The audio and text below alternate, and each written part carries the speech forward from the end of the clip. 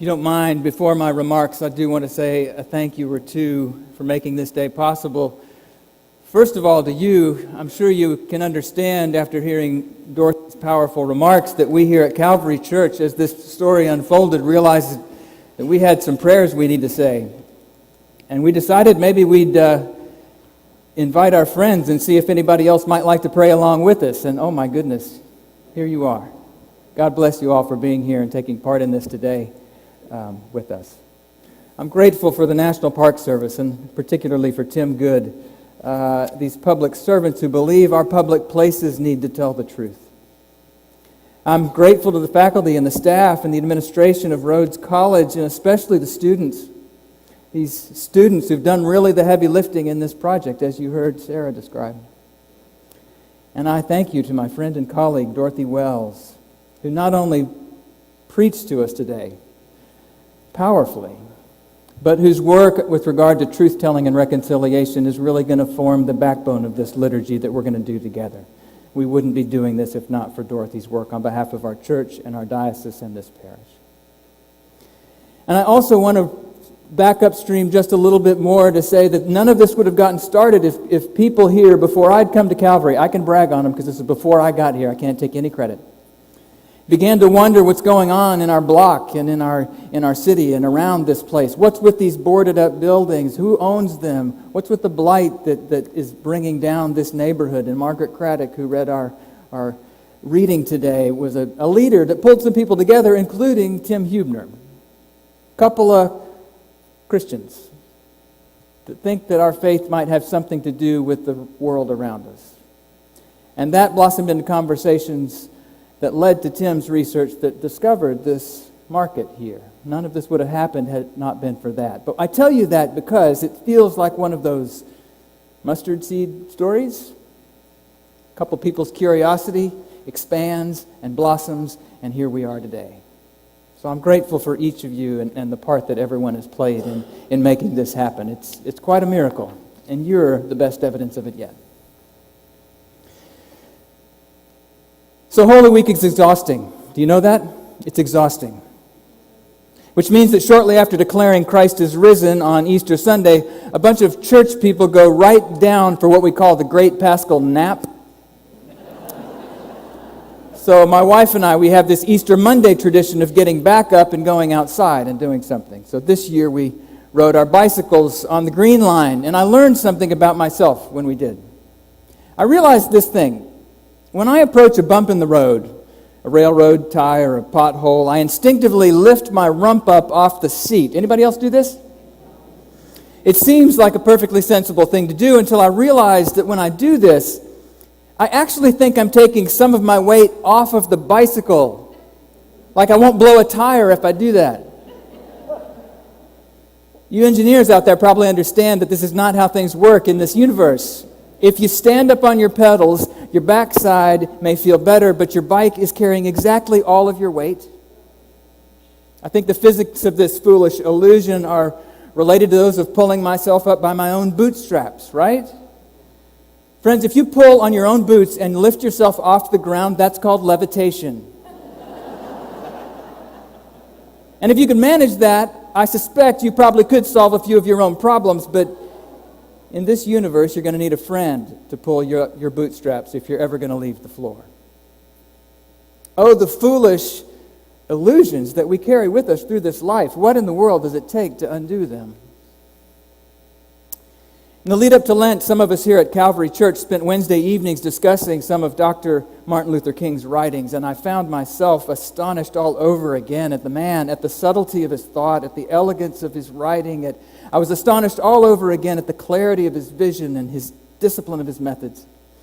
But what struck me the hardest and the most deeply was how he obliterated our foolish illusions about the way things are. Dr. King, for example, we know went to Birmingham not in spite of the fact that Bull Connor was there, but because Bull Connor was there. And he went there not to change Mr. Connor's mind by force of reason, but to expose, by nonviolent direct action, the evil that so many of us failed or refused to acknowledge. From the Birmingham jail, we know that Dr. King wrote that famous letter a letter to folks that look a lot like me.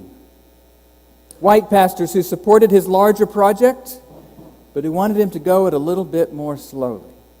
And his criticisms were scathing, and they unsettled me still. He wrote that he'd almost reached the conclusion that the greater stumbling block in the march toward freedom than the outright racist was the white moderate who is more devoted to order than to justice, who prefers a negative peace, which is the absence of tension, to a positive peace, which is the presence of justice. The absence of tension will simply not do for Dr. King. Or rather, the denial of a tension that already exists will not do. Because a creative use of that tension that strains beneath the surface of things can be put to use. It can be put to use for the undoing of our illusions. And when our illusions fall away, reality can change. A few days after Dr. King was released, Bull Connor's forces unleashed their dogs. They unloaded their fire hoses. But rather than regaining control of those protests, they enacted a great exposition of the violent heart of segregation to the whole nation, even to the nation's president, it seems. Innocent blood was shed in the undoing of this illusion, but the blood and the bruises of these innocents, recorded this time for the world to see, did shift the balance of power, did it not? A month later, President Kennedy finally clearly called for what would become the Civil Rights Act, which Congress passed a year later, a few months after he met his own violent end. Now, I think the essence of what we're here to do today is to restore a proper tension to our lives. Or rather, to bring to the surface a tension that's been present for a long, long time, but one to which we've preferred an illusion of peace. You just heard Sarah speak eloquently of how Tim Huebner's research here at Calvary and later with his students unearthed this dark fact that human beings were being bought and sold a stone's throw from that altar where I serve every week. As upstanding members of Memphis society said their Christian prayers in this very room every Sunday. You've heard about the way another sign has stood near the site for years telling the half-truth of a Confederate general whose business interests made him wealthy, failing to mention that his business was human trafficking, to use a 21st century term for another century's familiar sin. I'm glad that this fuller truth will be told for many decades to passers-by, and so grateful for our partners in this. But as a Christian pastor, I also have to say that the uncomfortable tension this story exposes may be more poignantly ours as the people of Calvary Church than anyone else's. And it can change us if we let it. The real tension for us is that most of the worshipers here, when Mr. Forrest's slave market was active, were undoubtedly ordinary people, decent in all kinds of meaningful ways, I'm sure. I'm sure their children were well behaved. They paid their taxes and their tithes, I suspect. Hopefully their tithes.